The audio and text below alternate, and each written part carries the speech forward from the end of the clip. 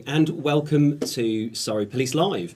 This evening we're going to be talking about missing people, and with me in the studio this evening I have Jeff. Hi. Gail. Hi. And Nicola. Hi. And they're going to be helping with those conversations this evening. But first we're going to go through to our top news stories of the day.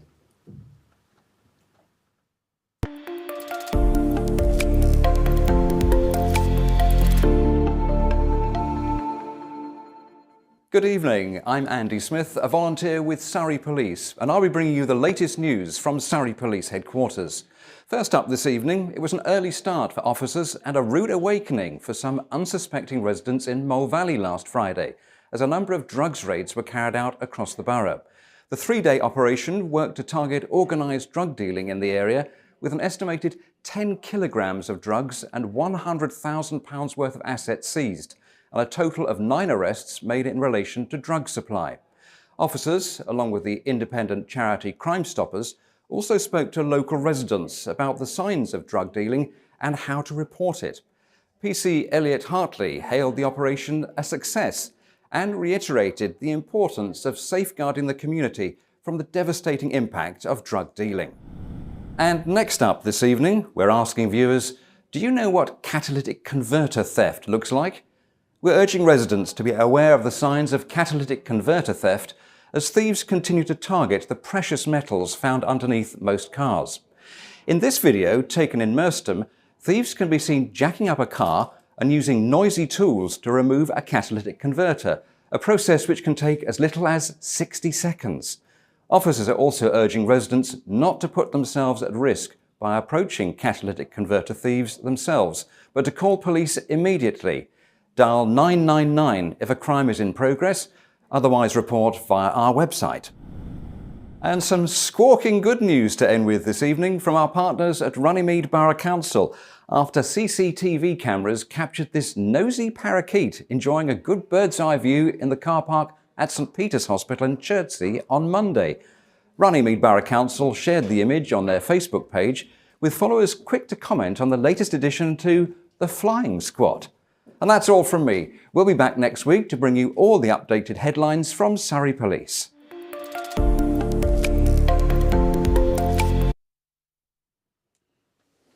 Welcome back. And I'd like to take the opportunity to ask our guests to introduce themselves in a little bit more detail. So, Jeff, if I could come to you first. Yeah, hello, I'm Jeff Wiltshire. I'm the operational dog school manager and the operational manager for dogs for Surrey Police and Sussex Police. If I tell you a little bit more about the unit, if you would like to know about that, we have 47 police dogs that work out of both of the counties. Each handler aspires to have 2 dogs, 1 dog each, which is normally a German Shepherd, which is our larger dog, and a specialist dog, which is more of a, people would recognise as a Springer Spaniel or a Labrador. And we're a very busy unit, very proactive. At the dog school, we do lots of training for lots of different people. And we also breed our own puppies. So at the moment we've got about 80 puppies in our system of Springers, Labradors, Sprockers, German Shepherds, and we've got 4 Malinois as well at the moment. So that's a very busy life that I lead at the moment. It does sound busy. Gail, over to you. Hi, I'm Gail. I'm the Force Advisor for Missing in Surrey Police. I began working for the police back in 2004. And my background is specialist in intelligence gathering and economic crime investigation, and then missing person investigation. Excellent, thank you very much. Nicola. Hi, I'm Nicola. I'm Head of News and Media for Surrey Police. I've been here for 22 years this year, so a long old time. And when I first started, it was all done by fax, and now we have social media, which I thought would always go away, and it never did. And in fact, it's probably been quite a useful tool, particularly with missing people appeals over the last few years. And so, yes, I'm just here to add what I can about how we can help. Excellent, thank you. And we'd really welcome any questions that you have for us this evening. The topic of the conversation tonight is about missing people, how you would report someone missing, why people go missing, how we search for someone, what happens when we find them. So if you have any questions about that, please type them in the text area, and they'll send them through to me so I can make sure we address those during the chat. So it's probably a good idea if we approach it maybe like as a journey through that missing time. I can't imagine how scary and worrying it must be for someone when they have to report a loved one missing, or someone they're caring for, or a nurse, social worker. When that person goes missing, it must be such a worrying time for them. What are those first steps that they're going to take? I suppose the first thing you'd probably do is kind of check all the usual places that you would expect to see them, whether that be at work or at school, in a particular place in the village or town where they live. Perhaps speak to their friends, telephone people they know, see whether anybody's seen them or when they saw them last. Because really it comes down to missing, really, as a definition, is kind of their whereabouts is unknown to you. And, it's about trying to establish where they might be first before you kind of make those steps to actually call for emergency services. Okay. So is there anything that someone might be able to do in advance? So sort of set, having made those inquiries initially. They can certainly write them down if they want to, and I suppose if this has happened before, perhaps it's not the first time. There are processes that they can follow and actually help the police, and one of them is called the Herbert Protocol. So anybody who is a family member or a carer for somebody who has dementia or Alzheimer's, that's the version of dementia that's probably most common. And it's about writing down in this form, which you can get from the Surrey Police website, and it tells you more about how to follow the process. But essentially, it's just a form that you fill in and keep. So in the event that you do have to telephone the police, you don't have to worry about answering questions about, what medication they're on, or perhaps locations they like to go to, or what kind of mode of transport they might use, whether they've got access to a car or a bus, or any sort of bank accounts or money, or just things like that would kind of help assist police in building that picture about that individual, what they look like. Also, that pack includes a recent photograph of the person as well. So it kind of makes it, that process of calling us and sharing that information with us, as smooth and as quickly as possible. Because from their point of view, it's going to be a bit of a worry, a bit of a panic in that moment, and it just makes that process for them a lot smoother. So that's called the Herbert Protocol. Okay, who's that for? Is that directed at any specific people? Yeah, so it's anyone who's a family member or carer. It could be a professional carer, or it could just be somebody who lives with them, and basically just takes care of them. And if they're worried that they might wander off, or they've done that before and they haven't been able to find them, it just means that we can, as police, can help them track them down and just kind of make sure they're okay, so they don't kind of come to any kind of accidental harm or injury. And it's really helpful, just a really easy form filling process. Really, it just lets us know who they are and how old they are, what they look like, what they were last wearing, all of those kind of things. And they can share that with us at the point of making that call to the police. Thank you. And is there anything that we might recommend, or that parents could do for their children, carers could do for their children? Anything we'd recommend? Do they use like tracking apps and things? Oh, I see. Yeah, certainly. They can check social media websites that they've perhaps visited, or check any kind of devices, or to see whether they've been chatting with anybody in forums. Just any kind of clues like that might shed some light on where, what were their last steps before they kind of left home, or were due to come back home, and kind of check all of those sort of things first. I think that's probably a fairly sensible thing to do before reaching the realms of actually calling sort of 999 or 101. So certainly we'd recommend that. And even at the point of the call, when the call handler's kind of sitting, taking the call, usually takes around 15 to 20 minutes, and they go through a set of questions, and they will ask those kind of questions to draw that information out from the person who's calling us, just around what kind of steps they've already taken. And I suppose just gently encouraging them, to do that if they're able to at that time. And even when we end the call, they can still, obviously we still recommend that they go about searching for them as well, even though we may be able to assist in that scenario. Yeah, and what kind of questions do they ask over the phone? Because I imagine that's, again, it's got to be really, really scary for people when they're reporting someone missing. Yeah. But they have some set questions, don't they? Our call handlers, they're all really professional, and they'll be able to go through those set questions, which are there to provide the tools and the direction to try and find someone. Absolutely, Alec. And what they'll do is they'll listen to you, and they'll try and pick up. Okay, so it sounds like you don't know where this person is, and you kind of that's what you're trying to tell us.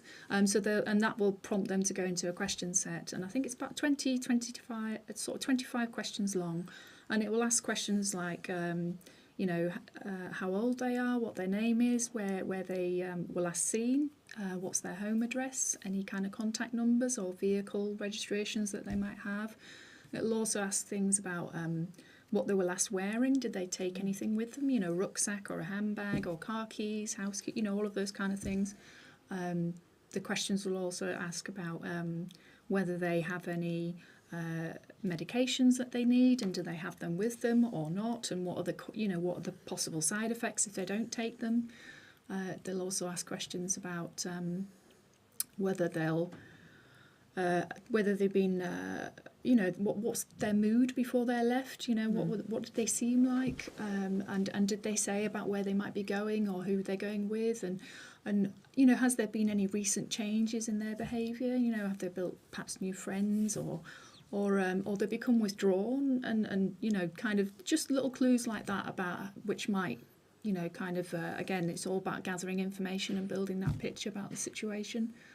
And they also ask questions about whether and again, the caller might not know the answer to this, but it's just it's asked about whether they've been perhaps a victim of bullying or a victim of abuse or a crime recently. Because again, that's all very, it tells us a lot about what's going on for that person in their lives at that time, and perhaps that's something that's caused, for them to walk out or drift or not sort of stay in touch with family and friends like they usually would do. So all of that really helps us build, I suppose, a picture of, to make judgments and see exactly what's the risk to this individual, what possible harm could happen, and any kind of breadcrumbs essentially that we can kind of work on initially before we then go out and send an officer out to the scene. Yeah. And how many missing people do we get? That's a really good question. Well, I usually at the moment we tend to get around 250 reports per month in Surrey. So that's reports, and sometimes we get reports for the same person more than once. But yeah, on average around 250 reports per month. Okay. And how long, is there an average time for the amount of time they are missing? Yeah, I should have said that probably amounts to about 8 or 9 people a day. So that, gives you some perspective. But in terms of duration of how long they're missing for, it's usually around 6 hours. And that's from not necessarily the time that the person calls us, but more the time from when they were last seen. Because often people it tends to be maybe perhaps an hour or two. Sometimes less, but that tends to be the average before we tend to receive that call. So it's just, that's, as I say, that's all very average. I know there's a lot of media out there that would suggest that, you have to wait 24 hours before you're allowed to call the police. Well, that's just not true. That is something that, we would always say, if you feel that there's some concern or some risk there, then share that with us, and you can do that at any time. So the average is probably about 8 or 9 people per day. Yeah, I mean, and that's a really good point, because in the police, our first primary role is keeping people safe, protecting people, and I'd hate for people to feel like they were doing something wrong by calling us. Absolutely, yeah, and that's it's so important. In fact, and especially if it's not the first time. So we might actually advise, if this happens again, call us. And it might be that we advise them to call us sooner, because that actually might help us find them faster. So that advice is usually given. And I should have said that in comparison to the sort of national average, a person goes missing, or rather, once every 90 seconds. So in Surrey, the fact that once every 90 seconds, and yet Surrey get 8 per day, you can kind of make comparisons between what's sort of nationally happening, but in comparison to Surrey. So we get very few reports. And just to reassure you, 99.9% of those reports are found, and they're found usually very quickly as well. So yeah, they haven't just disappeared forever. No, good. And you mentioned that a police officer would go to someone's house to take a missing person report. What happens after that? Well, I suppose, just ask some follow-up questions, because they've got sight of the information that's already been shared at the point of the call. But they'll kind of prompt the person. They'll speak to other family members, perhaps other children in the house. Other people that have been around, or at the place that they were last seen. So it could be a workplace. It could be it could be at the side of a road. It could be wherever they turn up to take that report. But then they will kind of do initial checks of the area, the general area. So if that happens to be a family home, they will check particular rooms that are shared, and they'll also check the bedroom, usually, of the person that's gone. And they will check for not just, they're not looking for the individual per se, but they're actually looking for information about what might lead them to their whereabouts. So they'd be looking for things like perhaps devices such as, tablets or phones, or anything that can yield some information, but also things like diaries, perhaps little notes. They might check bins just to see if there's been anything thrown away before they've left, and they'll also check sort of exterior to the property as well. So they'll check sort of windows, they'll check gardens, especially if you've got a larger garden, or sort of the bottom of the sheds, lofts, anything that kind of really strikes them as a place. Well, perhaps we ought to just check this just to be sure, and that's really that's done as a matter of routine every single time, because that's not so much us checking in on that family, or we don't feel like the family's done a good enough job themselves already before it's reached that point. It's not about that at all. It's more about the police have their own bar, and that has to be a kind of minimum requirement that we expect to be done, just so we're kind of covering all the bases. Okay, thank you. So someone's worried that someone's not in the place they're supposed to be at the time they're supposed to be there. They've done the initial inquiries, they've phoned them, maybe had a look at social media, phoned some friends, gone to some of the places that they might expect them to be, phoned workplace, still no joy. They phone the police, and then we'll ask them some questions to try and find those breadcrumbs. We might send someone to the address or wherever they are to speak to them, to go through that missing person booklet and to do some of those initial searches. And then the duty officer, who's on duty at the time, that's usually an inspector, will conduct a risk assessment to see how we're going to prioritise our resources, dependent on what the risk is to the individual who's gone missing. And that can range from low, medium and high. And within each of those brackets of low, medium and high, there comes with it some different tactics that the police can use. Obviously, we're talking about high risk. There's more. There would be maybe more intrusion into their personal life, because there's a life at risk here. So we would be justified in having a look at their social media profiles or their phones. But and then down to low would actually be a more considered approach and a more proportionate approach to that. Jeff, with the dogs, where would you then come in? I think the most important thing about the dogs is why do we use dogs in the first place? And if you look at the actual dogs we're using, the dogs has about 300 million scent receptors. And if you compare that with your average human of 6 million, it shows you it's a completely different animal. It uses its nose far more than we do, and it's much more scent orientated, whereas the humans are more visually stimulated. Again, what dogs do we use once we've decided that, wow, this is a fantastic tool for us to use on something like this?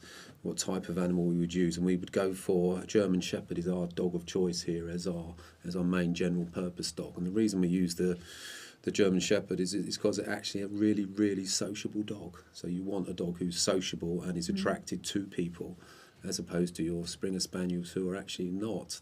They'll run up to you and flirt with you and run the other way, whereas the Shepherds will take you naturally to people.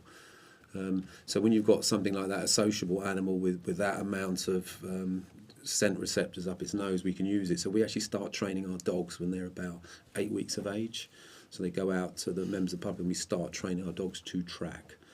And this is led, we are currently doing training with Department of Science and Technology, who are helping us and doing various different stuff to see what the dogs are looking for. The dogs do track on different surfaces. They will track on concrete, they will track on grass, they will track on all sorts of woodlands and stuff like that. And it will vary what they do. Their performance levels, just like us, it varies on different temperatures. So in hot weather and really, really cold, it's much harder to do it. But when it's moist and rainy, which sort of suits the UK, doesn't it, unfortunately, suits us. And then you look into that, the territory you're going on. And if you're looking at Surrey and you're looking at Sussex, the amount of rural locations you've got there are perfect for a tracking animal. So as a dog unit, we would respond to the call. These dogs are not, they are specialist tracking dogs, but they are general purpose dogs, which means on that night they'll be doing lots and lots of things. And sometimes when they are tracking the bad guys, and they will go out and track people from burglaries, from decamping, from chases off the M25, etc., the M23. The dogs do not understand what they are tracking, who they're going for, and they will give you the same reaction at each time. So if it's a missing person who has disappeared out from a garden or something like that, we will send the dog team to the people, and we would do as you were saying. We will speak to the officer who is there at the scene, and we'll find out exactly what has gone on, and we'll take descriptions. If there's directions, we could go. If it's somebody's gone out the back garden, for example, or somewhere we think, we could start from there. If not, sometimes we just have to go on what they're saying. This person frequents a certain park or a certain area, and then we can go into that area and see if we can actually pick something up. And we've had some astonishing results from our work. I think we did 900 roughly searches in one of the years that was recorded, and we had 129 locations of people. So that's a very, very high return for our dogs. Obviously, the dogs, they're not infallible. There are times when they can't be deployed, and there are lots of reasons why they can't be deployed, and certain areas suits the dogs more than the others do. But that's the sort of background behind our work and what we do. Okay, and I think we've got some footage as well of the dogs in action, which I'll come to in a moment. But whenever I think of a search dog, I always imagine it's always a cartoon bloodhound with someone shoving a jumper under its nose. But that's not the case, as you said. They're searching the track. The dogs definitely scent discriminate, so they would tell your scent. Each human has their own scent, like your own fingerprint. Each human smells differently. Now that is also compounded by the fact that you do a job. So if you're a mechanic, you've got oil on your hands, or everything you do, the perfume you wear will give you a unique smell, which you will have genetically anyway. So the dog will pick up a track and stay with that track for that person. So when we're training our dogs, we deliberately put cross tracks across them. So somebody will walk across the track that we've laid, and the dog will stay on its original track that it's on. so the dogs can pick up the scent and they can stay with the scent. So there is some degree of truth of what you're saying, but we track for ground disturbance as opposed to putting a jumper in the dog's face and then expecting it to go into Guildford town centre and find it. I could give you a fantastic example. When I was working at Wembley Stadium, 80,000 people for one of the American football games, and I'm standing there, so many people coming through, and the dog suddenly pulled me to the right-hand side. I thought, blimey, what's this? And it was a family member who I hadn't seen for about 6 months, had walked past in the crowd, and the dog has, boom, recognised him. And it's not somebody I see all the time, and it's somebody, the dog had got this person in the crowd from that. So there's a sense of identity, and identifying somebody is amazing. Wow, what an amazing animal. And I'll come back to that actually, because we've got a fantastic dog school here. So I'd like to talk about that in a little bit more detail. But perhaps if we could have a look at that footage now.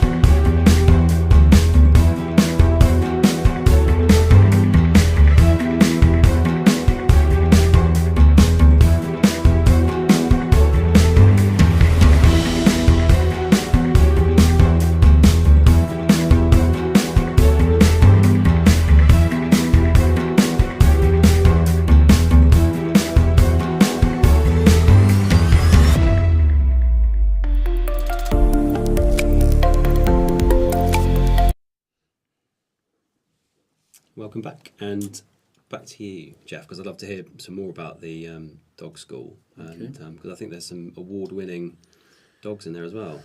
There are, yes. On one of these searches last year, the officers gone up and done the inquiries as we discussed at the house, and they've been told an area that they thought that the person who was missing may frequent. They've turned up onto an area. Which was a bridge, and from there they found a jacket, and you could have said that there's nobody at this particular bridge where they were asked and called it a day, but instead of that, the lady officer has got her dog out, and she's started a track or potential track to search to see if there is any scent up there from the jacket. And from the jacket has led her through a wooded area down to some water area where it's identified some shoes and some other clothing. And then working together with the local teams and realising that this is actually something that's live and very important. Liaise with local officers. They put a drone up and heat sensing, seeking stuff. And basically, the person has been found out in some water, and the dog handlers actually swam out and got the person back. So fantastic work from her. Wow, that's amazing. So, and another resource that you mentioned there as well is the drones that you found that have been used with the heat signature camera. Who else would be kind of working with you alongside? There would be a drone operator would come out, but they don't work officially with us, but they come to a vast majority of the jobs now. Okay. So. And if it's a really large area on that, the video that we saw, it was in like a scrubland area. Would anyone tell you, actually, you know what, you need to go and search in this location, or these are how far you need to go? I think we have to be realistic in what the dogs can do. We could go for a walk with the dog, and if the dog picks up a track, then we could start the track from there. But you do need to be given some sort of an area of which to base where you're going to put your efforts on, because if there isn't a track there, you cannot just keep casting your dog around to try and find it.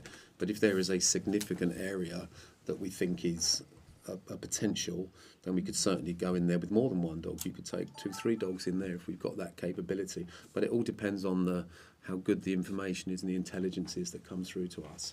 But we could certainly walk into an area and go from there. And sometimes you'll get another sighting, somebody will pop up, because not everybody wants to be found by the police, do they? So you might, by going in there, you might actually make somebody move from there.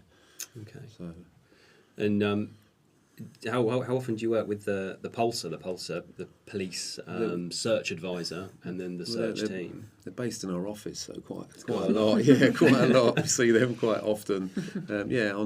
Whenever we're needed, they would call us out. So we've done we've done a lot of work with them over the time. And again, I think it's a question of being realistic. If you were mentioning, Gail was mentioning that 2 to 3 hours, often the call comes in for somebody's missing. That's perfect time for the dogs. The quicker we get notified, the better for the dogs, because any tracks are going to be fresh. If things are going on longer than that, then and we start working with Pulsar, then we would possibly start using different dogs. We'd probably start using different dogs rather than the social animals that we use. Okay. And we also have Surrey Sursar, who sometimes help out, isn't yes. it? And they're Search and Rescue. Yeah. And they would be worked with Pulsar, would link in with those. Really, they'd be the ones leading that, and we work with those at Surrey Police and Sussex Police. Use those as well. Excellent. So Nicola, if I come to you, when would we get media involved with finding a missing person? Yeah, so we've done quite a lot of work over the last few years in looking at this from sort of a local and a national perspective. And in fact, Gail and I both sat on a national working group where we were looking specifically at the impact and the long-reaching effects of doing an appeal for a missing person. So we've tightened up as a result. We've tightened up our criteria quite a bit. So you mentioned the grading process. So for me, it would be high risk only. And there would have to be, generally when a person's graded high risk as missing person, there would be some sort of vulnerability, or as you've said, sort of risk to life, that sort of thing. So for me, that and anyone that went missing that was suffering from dementia or anything like that, and I think that would be the time. I think age as well is quite a crucial thing. So and young people particularly. But we have quite a strict criteria, and we would always get the consent from next of kin or the person whose care they were in, we always we need a photo, because there's no point putting an appeal out without a photo. But we've also recently adapted our policies, and again, Gail and I have done a bit of work on this, and nationally there's been a lot of research. So when we put missing people out who are aged under 18, we tend to only use their first names now, because there's anecdotal research that shows that actually the digital footprint, the long-lasting legacy of that, can actually have quite a negative and damaging effect on a young person. And that is, once that appeal's gone out, we can take it down from our channels, but of course once that's gone out and people share it, you then have no control over it. So that person may be Googleable, if that's a word, for life. And obviously if you're a young person and then, that was kind of a brief period in your time when you were struggling for whatever reason, and then later on in life, you're trying to find a job, you're employed as a Google search, that kind of thing. So it can have a massive impact. So we have those really serious conversations now with an officer. And I think, to be quite honest with you, I think we've been a bit of a victim of our own success, because some of us, our media appeals have led to some really good successes, particularly with the advent of social media. And I think it became a bit of it can become a bit of a tick box, for officers. Then when they're working through their list, it's like, have we done the bank checks? Have we done the telephone checks? Media appeal. So we have those really more in-depth conversations now with officers to make sure that we're doing it for the right reasons, and that it's not going to have a negative effect and make that person perhaps go even more missing, if there is such a thing. But because it could have a really negative impact, especially if someone's gone missing, generally they don't want to be found. But we've also had, on the other side of that, we've also had some really good successes. A few years ago, we had a young girl had gone missing, and she was actually sofa surfing in London, and was with somebody in London, and he saw her face on the BBC News and called it in, and she'd been missing for about 2 weeks. She was a young sort of teenage girl. So as a direct result of that news appeal, she was found and brought home. So we can have some real strong successes, but I would definitely, Gail and I have done a lot of work, and nationally, as I said, just looking at that and making sure we're really doing it for the right reasons. And I think that mainly is because of, the success of social media, but the fact that it leaves that legacy. Mm. And so it's only with the high risk individuals that would have the media appeal. Yeah, we have to have a kind of a cut-off point at some point, and without wanting to sound sort of like cold-hearted. Obviously you don't want to oversaturate the appeals, so because they do lose their impact. And obviously there are ones that capture the public's imagination a lot more than others. For sort of various reasons, we like to sort of use photos of your family photos, rather than perhaps the photo that's been taken in custody, for example, because obviously, you get much more engagement with that. So for us, it would definitely be the high risk. And there's lots of things we can do.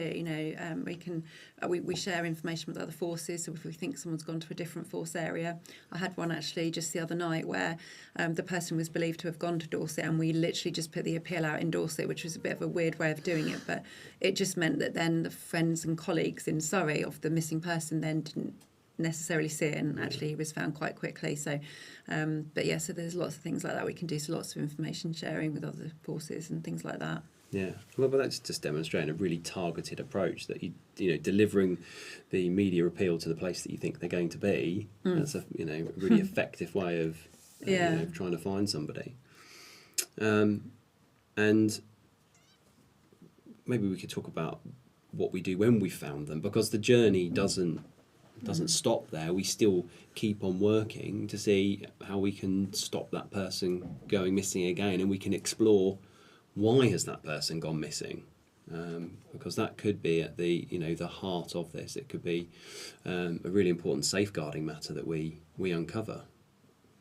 Yeah, absolutely. And just because the search has stopped, the investigation itself still continues. And when I say investigation, what that means is it's just checking in with the individual that's actually been found, because really you can make all of these predictions about where they've gone, who they've met with, what the reasoning behind that, but you don't really know for sure until you actually speak to the person themselves, and they can reveal, if they want to reveal, what's actually occurred.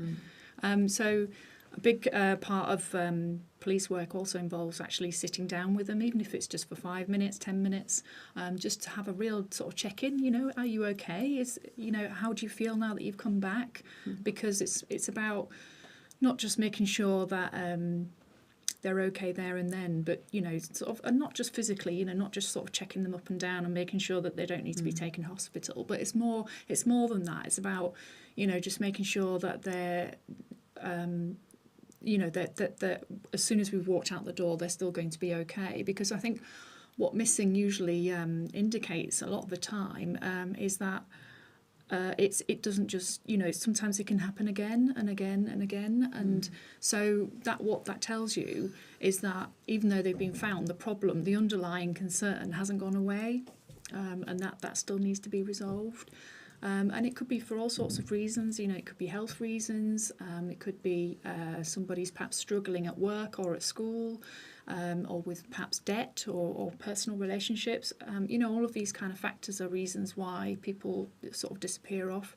And sometimes it's for very short periods because they just want some time alone. Nicola's already mentioned about how people don't often want to be found. And they don't consider themselves a missing person, and that's usually that is usually the words that police will be told. But that's not to say that the situation, the behaviour still hasn't been identified as missing. So it's just really not just checking in to make sure they're okay, but just to make sure that as well that they haven't become a witness or a victim to a crime as well whilst missing, and aren't likely to either when now that they've come back home, or to a safe space. So it's really just having that conversation, and this is what we call a prevention interview. So it's kind of a bit, I suppose, a step or two further on than just checking to make sure that they're safe and well there and then. It's about now that you've returned home, or we've found you and returned you home, that actually that's a safe space, and it's going to continue to be safe and secure for them, because we're trying to prevent that missing from occurring again. That's what happens usually upon return. And we'll share that information with our partners in health and children or adult services. Yeah, absolutely. A big part of policing is not just gathering information, but sharing it with the right agencies. So a lot of the time we can help in that moment in terms of searching and finding and making sure they're okay. But we also share information about, other concerns that might cause this again. So we might notify social care, we might notify education, we might notify health, and that's purely dependent on the individual circumstances for that person or for that family. Thank you. We've got some questions. This one from Jay on Facebook. What can be done to stop people from leaving places where they're being looked after, like care homes or looked after kids? It seems like those running the accommodation can't do much and that it's just the police's issue. Oh, thank you for the question, Jay. That's a really good one. We do hear from children's homes and sort of supported living accommodation, probably more so than other, I suppose, regular households, because often people are in those accommodations, whether it be short-term or long-term, but they're often there for a good reason, and there might be factors, there might be vulnerabilities around that individual that's already there. And then this kind of extra layer of missing, and then this other extra layer of police getting involved and sharing information with other agencies. But often it's with good reason. And in terms of what the staff and people at the desk or anybody just on the premises that work with those children or live with those children, really a big part of their, I would say a big part of their role is to just really engage with the kids, be interested in their lives, much like they would if they were in any home. And I think that's a really powerful kind of tool for staff, no matter how many there are. I mean, I appreciate that, sometimes you only get one or two people on duty when, they might have sort of 5 or 6 children at one house. So that's often something that they have to kind of work at managing. But yeah, wholly it's really just being interested in their lives and just just ensuring that they check in with each other and kind of just let us know if you happen to be popping out, or much like you would with your own kind of family and friends. Yeah, so that's about how do you stop a child in care from going missing? It's understanding why they're going missing and Absolutely. and supporting them to make good decisions. Yeah, and another part of their role, which I didn't think to mention there, but is also just observing them, watching them, keeping an eye out for them. Again, much like you would any person, really. It's about taking care of each other and looking out for each other. And not necessarily just the staff, but the other children that live in the same home together. It's about them getting on, and to at least to a certain degree, enough that none of them really come to any harm or kind of have any cause for concerns. But I appreciate that when children are in the care system, it can be quite unstable at times, and perhaps they're there temporarily, or they've been moved from one home to another very quickly. And that can be extremely frustrating and difficult for the individual and the sort of care staff around that situation. But I think ultimately a big part of it is observation and just communicating that information as well to the people who need it. So, for example, the police, if we need to know that information, it's about just sharing that effectively and timely enough, so we can kind of use that to inform our police assessment about actually, is this person in real danger here? So that really is what it ultimately tells us. Another question here we've got, do you look at themes behind recurring missing people and write reports on possible reasons? Well, we have the child exploitation and the missing persons team, and when we have people that go missing regularly, that will trigger a response from us to start putting together a trigger plan and to have a more intensive look at the problem. Are there any themes that you? Absolutely. I mean, I kind of alluded to it just before there about how missing can be in itself a cause and effect of lots of different things, but it can certainly generate more harm. The more repetitive kind of nature that missing can become, that coming and going. It's about understanding why that's happening, and is that something that should be a cause for concern? Is it because they don't feel safe where they are and that's why they keep going away, or is it, do they kind of treat it as a bit of a hotel tell? Is it and it's about understanding that and actually bringing that to light and I suppose unearthing any kind of real concerns which could lead to understanding is this person actually suffering abuse or any kind of coercion in their lives. Perhaps they're being pushed and pulled into stuff that's happening in the community. And naturally, children also are going through that phase where they're becoming an adult. They're going through that transition. They're becoming their own person, so they're not monitored as much. They're not holding hands, crossing the road anymore like they would have been as a young child. So they're kind of figuring it all out, figuring the world out, and I think a big part of that can kind of cause concern for the adults around them naturally, because you want to make sure that they're okay when when they're not always in your sight, I suppose. So exploitation is certainly one of those factors. And exploitation, when we say that, it sounds like quite a difficult word, but really it's about abuse in all its forms. It could be that somebody's physically abusing them or sexually abusing them, or it could be that they're being used, to sort of ferry drugs or alcohol to and from places. They're kind of used, I suppose, used and abused in any way. And of course the police want to kind of bring that to light and actually investigate that, and then obviously pursue people that are perpetrating that or are suspected to be offenders of that abuse. We've got another one. How do we decide how urgent it is to find someone? And do we work with mental health nurses when people go missing? So I get the sense that's a question about people with mental health issues in particular that go missing. Can you read out the question again, just the beginning bit? Yeah, how do you decide how urgent it is to find someone? I mentioned earlier we have those risk levels, low, medium and high. High being where there's an immediate risk of serious harm coming to that person or another. Medium where it might not be as immediate, but it could be likely, and low where it's not immediately apparent that risk is there.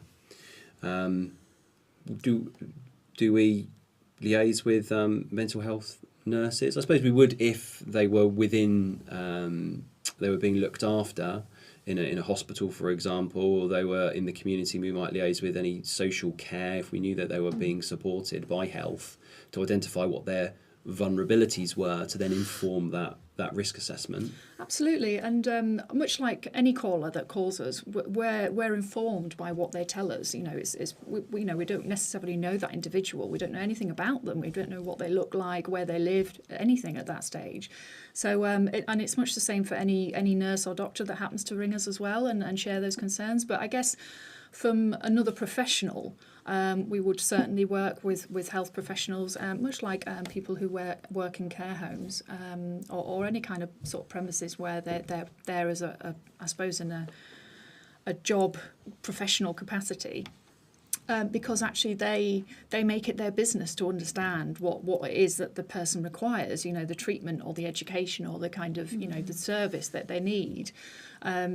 In order to remain, as safe as possible. And of course I suppose it's a not an unreasonable expectation for the police to at least have some understanding of what those concerns are as well.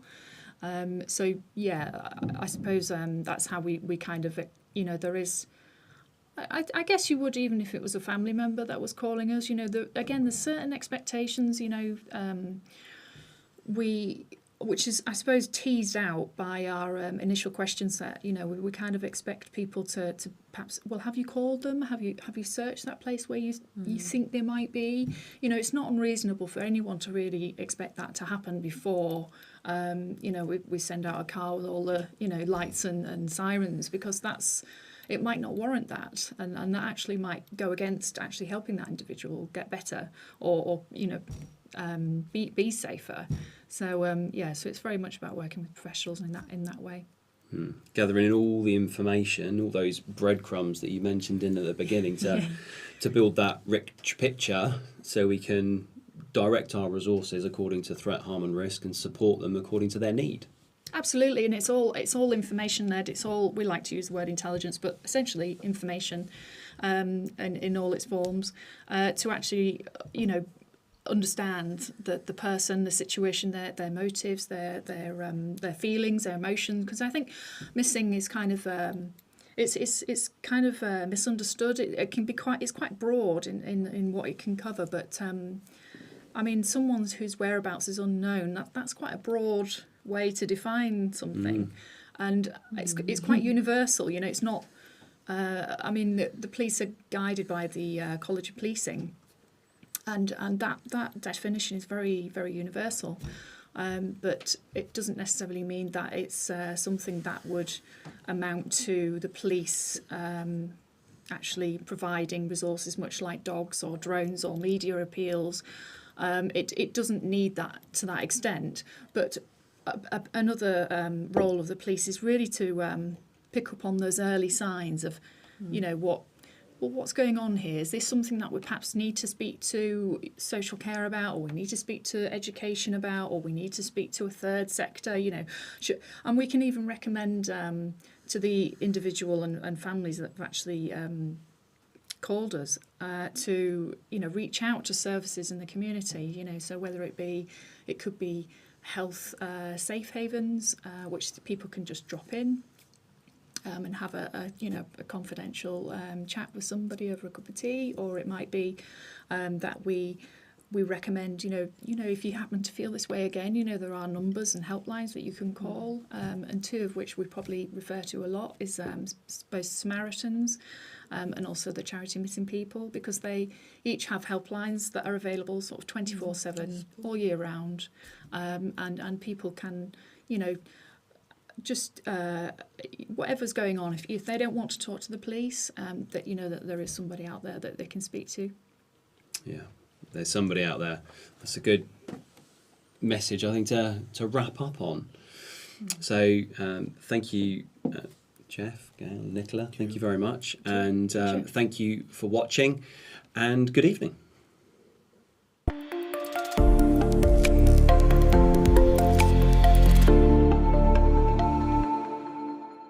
All the information you need to know how to report someone missing, including if there's someone with dementia or a child, is on our website. You'll also find details of how to find support if you've been affected by any of the issues raised in this episode. And as always, in an emergency, call 999. We'll be back next week, joined by 3 officers who've been working hard to tackle modern slavery, the practice of exploiting other people for gain. They'll be chatting about what they've been up to, why it's such a difficult crime to spot, and how you can help us stop offenders. Tune in from 6 p.m. on Thursday the 10th of March. See you then.